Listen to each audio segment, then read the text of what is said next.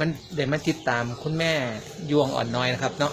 สวัสดีครับคุณแม่ครับผม สวัสดีจ้า คุณแม่แนะนำตัวนะครับ ฉันก็คือนั่งย่องกันหน่อยละจ้าอยู่หนองหลวงอำเภอสว่างจังหวัดสกลนะคะ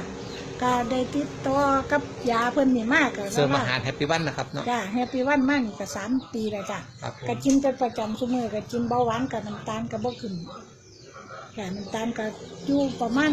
100นี่ละ อืมแต่เห็นชัดเจนนะคือตรงระหวางแขนนะคุณแม่เนาะ กับใบหน้าแต่กี้น้ำหนานี่มันสิหลายน้ำหนานี่สิเต็มหมดเดี๋ย ปั ว จจุ นี้ บันเนี่ยครับ ค่ะตั้งหนานี่ก็บ่มีแล้วจ้า แต่ก่อนคุณแม่นี่ได้กินเสริมอาหารแฮปปี้วันนี่กินมือละกี่เม็ดครับ กินเช้าเม็ดแรงเม็ดจ้า มือละ2แคปซูลบ่ครับ จ้ามีละ2แคปซูล ปัจจุบันเนี่ยคุณแม่ได้กินแน่บ่ กินเยอะจ้ะก็ห่างแน่แบบว่า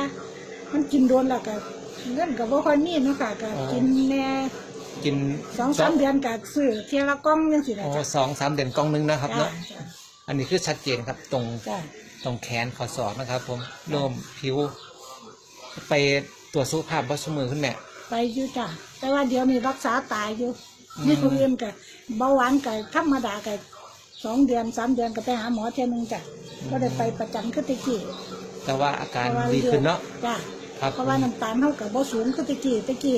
600 400อยู่จังซี่น่ะ ตะก้อนบ่ครับ จ้ะบัดนี้มากินอาหารเสริมเฮานี่แล้วก็ ปัจจุบัน 3 เนี่ย เดือนได้ไปเที่ยนึง ตะก้อนเดียว น้ำตาลก็ร้อย